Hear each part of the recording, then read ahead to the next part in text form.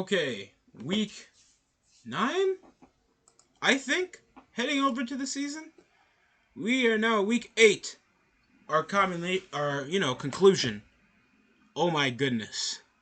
We're gonna go over some of the games over the 27th to October 31st over Monday Night Football, where we ended week 8. And now we're near around the trade deadline. Of course, we all know the Chicago Bears have been taking up headlines with their trades over the offseason, getting rid of Robert Quinn. Even though they made a trade earlier to finally get rid of their star defensive lineman, so they can finally get out of that front.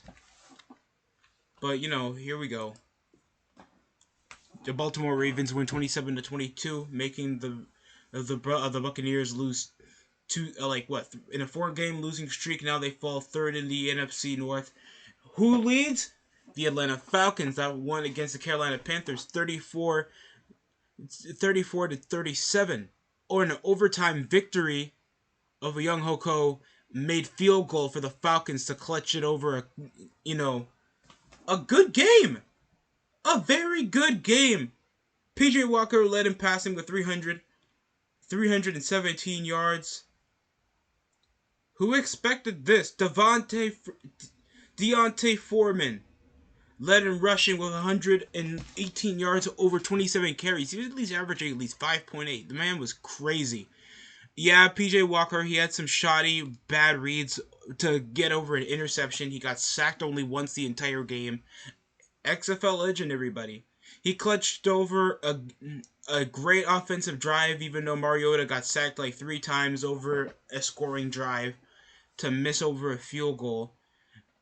And over double coverage, PJ Walker just chucked one over 40 yards to hit DJ Moore that went over for 152 yards over 6 catches, but got called over for a taunting penalty over a game-winning touchdown that could have put the team up at least a score up before the end of regulation. But that put them 15 yards back for their extra point to miss and push to overtime. And you know what's the saddest thing? You know who else took their helmet off after a game-winning touchdown over a defensive breakdown? Even though the defensive breakdown wasn't there, DJ Moore just burnt double coverage over a good zone defense. This was a great game, by the way. Everybody was scoring. Everybody was on task. The defense was coming up clutch when they needed late drives to be shut down. I thought this was the best game out of Week 8. And Stephon Diggs did the same thing to Marcus Williams. Tossed over his helmet. Everybody was celebrating. It took at least 10 minutes before they actually ended regulation over a knee to clutch over the celebration, all because it was postseason football. Telling you, the hypocrisy between penalty calls here and now doesn't really apply unless it's a certain circumstance. DJ Moore got robbed. Dumbass. Broncos win 21-17 to keep the Jaguars' ass.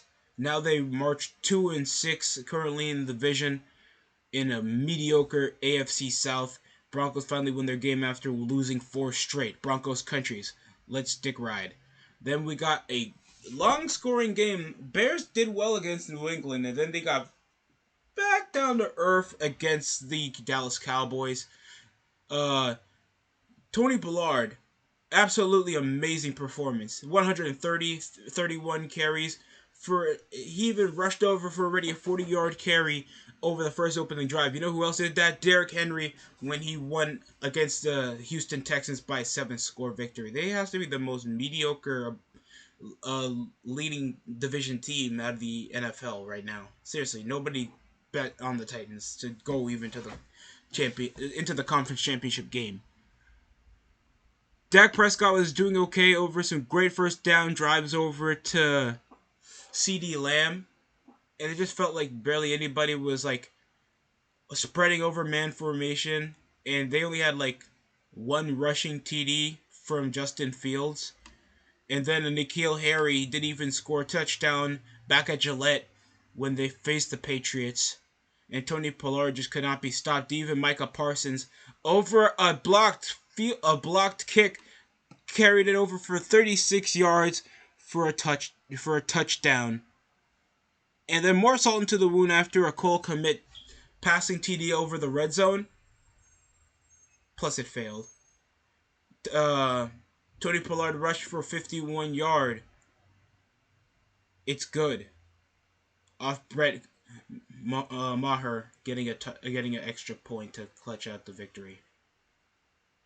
They hadn't scored. The Bears didn't score double digits since the second quarter. At that point, they were stuck only hitting over field goals and missed red zone possessions. Of course, the Cowboys were coming up as a more superior team, and nobody expected much over the Bears. You know, even their defensive front, they were just easy to spread over. Good pull plays and just great, great plays over the running offense. And Ezekiel Elliott doesn't even do the stuff Tony Pollard does. Like, actually long carries. Like, legit long carries. Roquan Smith to the Ravens. And Gibson over to the Eagles.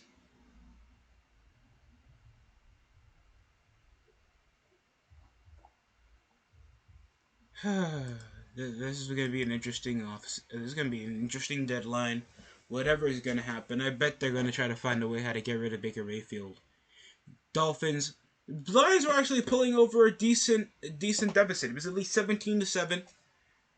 Jamal Williams came over a great touchdown. Then Tua, still undefeated after coming back over a 3-week absence, I think, over his injury, leading 5-0 in his starting role. 382 yards. Raheem Mostert, if it wasn't for clutch first down plays over from Tyreek Hill, I think like over some miracle Detroit could have picked up the victory here. But no, it ended with Jared Goff getting sacked over the last 2 minutes of play. Cardinals lose again against the Minnesota Vikings that now are leading the NFC North. I'm shocked nobody ever saw this coming, because I did see the Vikings taking over the division because they still have the most consistent offense in the NFC North. Still with a competent starting quarterback out of Kirk Cousins. They still have a good rushing offense, and they showed it right there. I don't know how many offensive weapons the Cards got to get until they get it out of their head that they're not contenders. Then we got the Raiders losing 24.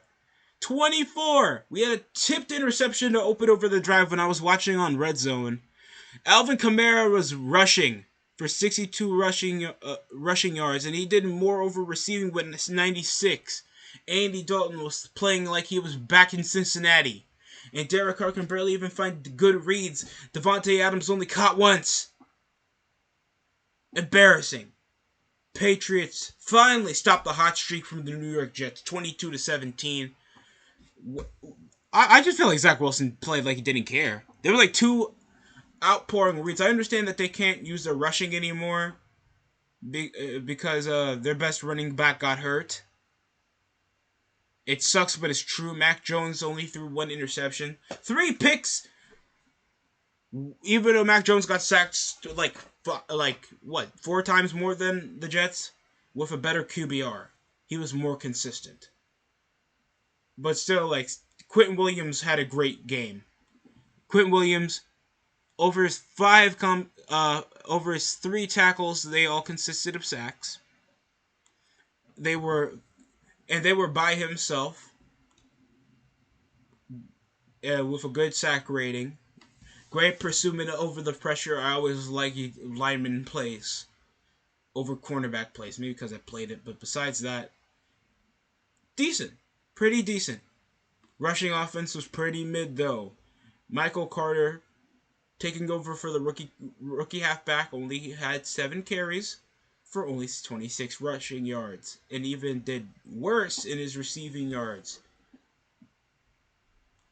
And just Zach Wilson throwing 3 picks was an embarrassment. He threw, like, Jesus, it wasn't even fun.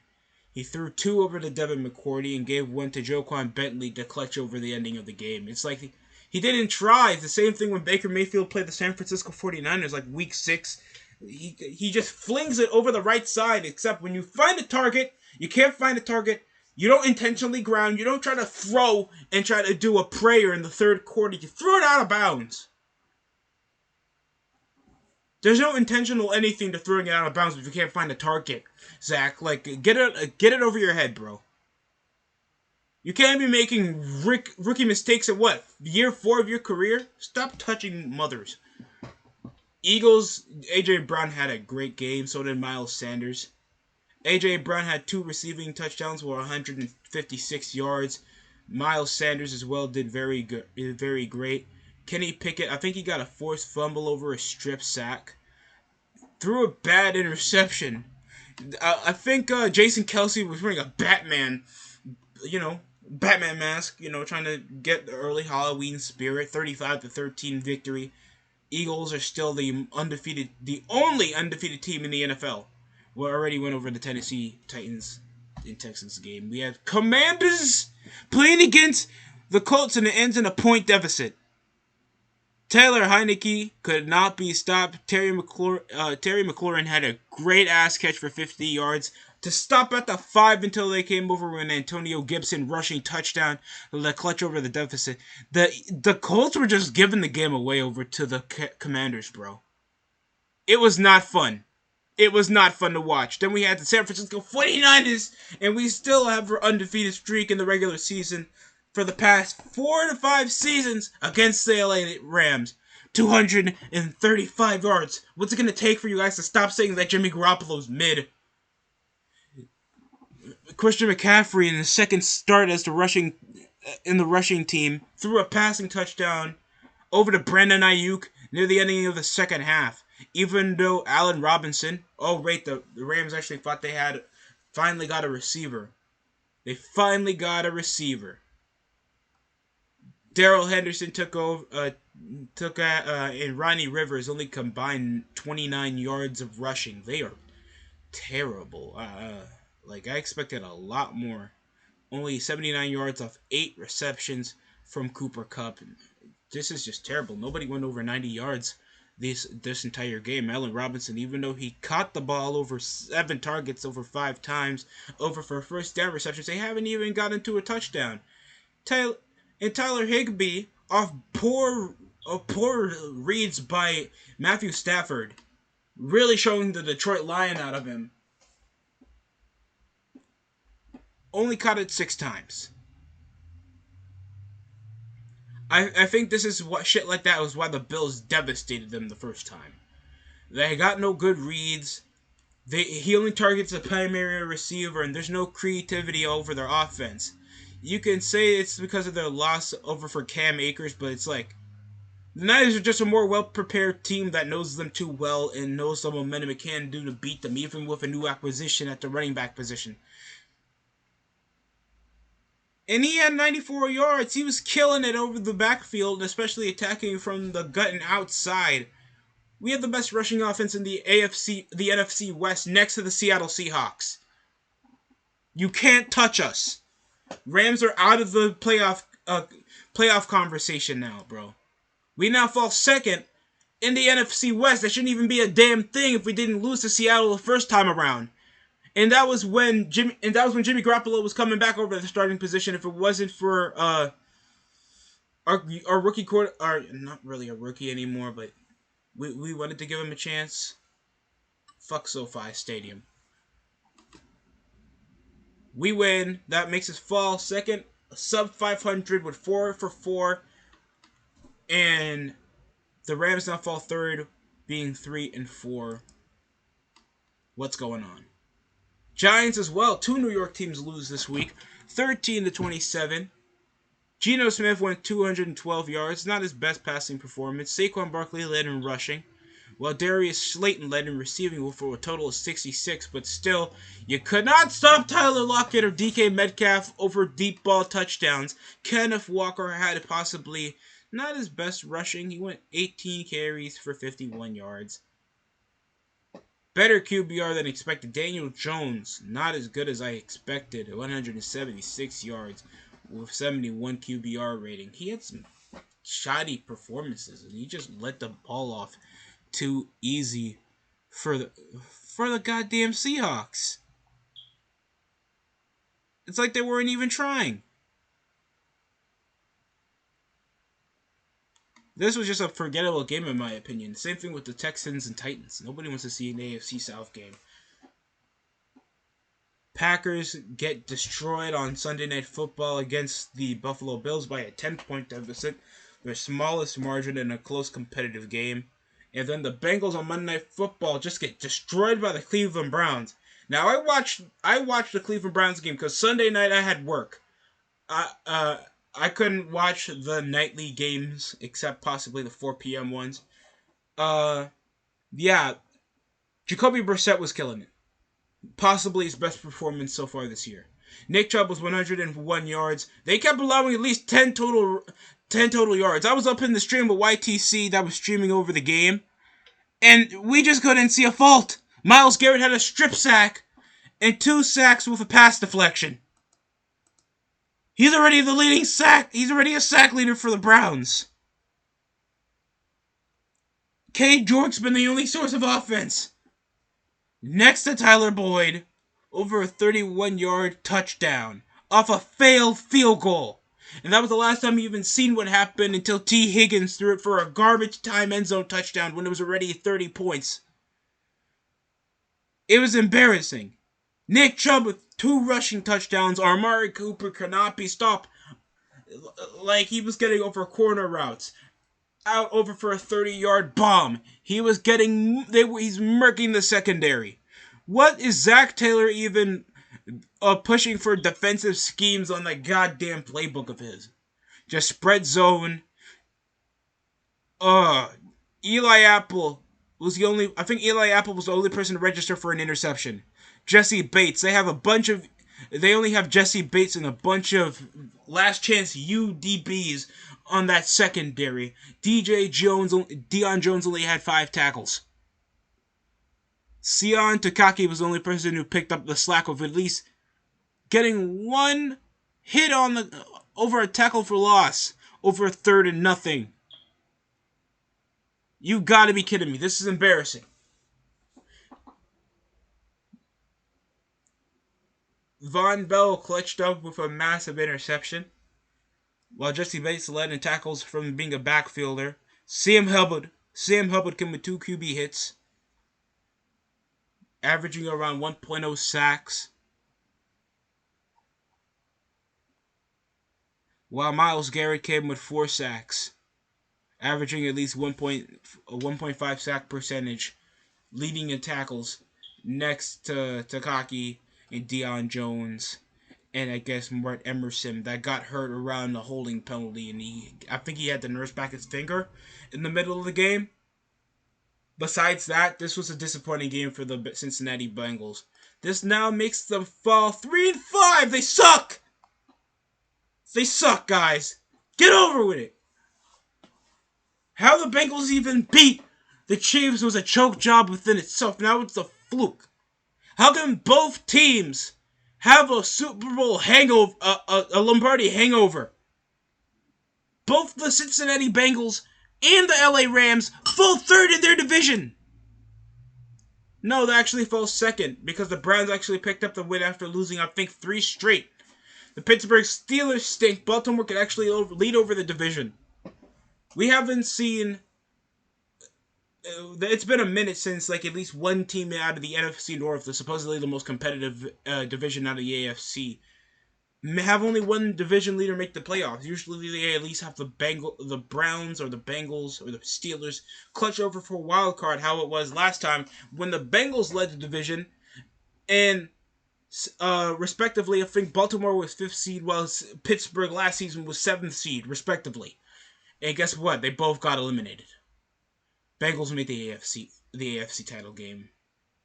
And now Baltimore with MVP candidate Lamar Jackson fall 5-3.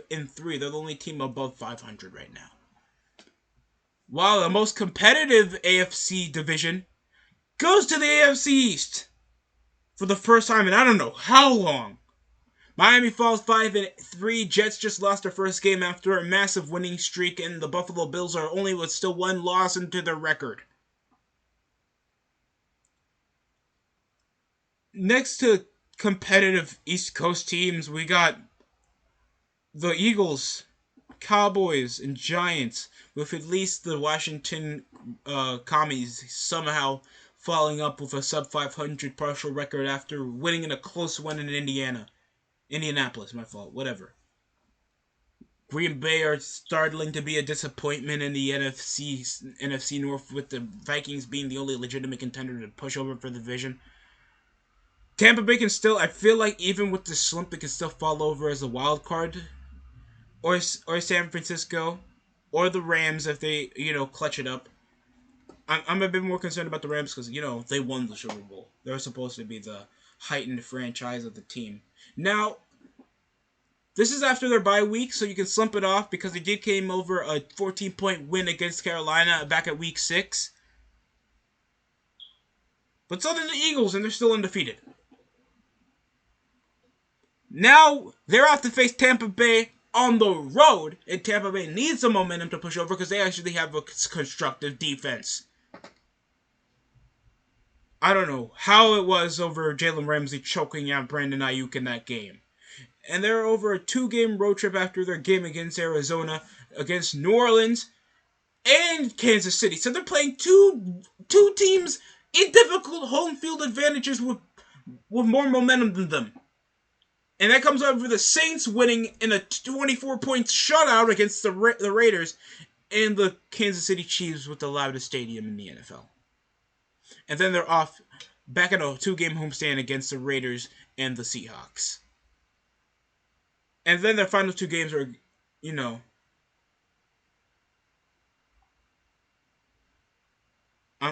they face the Chargers, so they're going to be technically still with the home field advantage because SoFi hosts both the Chargers and the Rams, and then they're facing off against Seattle that's just shutting up everybody over expectations after you thought the Broncos won the Russell Wilson trade. So besides that, that's it we have here for the DST show, live recapping Week 8. Hopefully you guys enjoyed your Halloween. I think I missed a class. I overslept. I ate so much goddamn candy. That was the first time in months I think I've been that unhealthy. Besides that, I enjoyed myself, and I hope you guys enjoyed the same. Your kids picked up on as much candy as you can afford by now. And thanks as, if you work at a job, you already know as soon as Halloween starts, we start Christmas sales. So get ready for all that. God of War I know is coming out soon. And I think I'm going to make the purchase around the weekend to try out Call of Duty and possibly bring a review to you guys so we can get some more content that doesn't always got to involve wrestling. That's it from the DST show. Thanks for watching. Like, comment, subscribe, and share for more. Let's try to get this to 300! I apologize for my outburst. Thank you for watching, guys.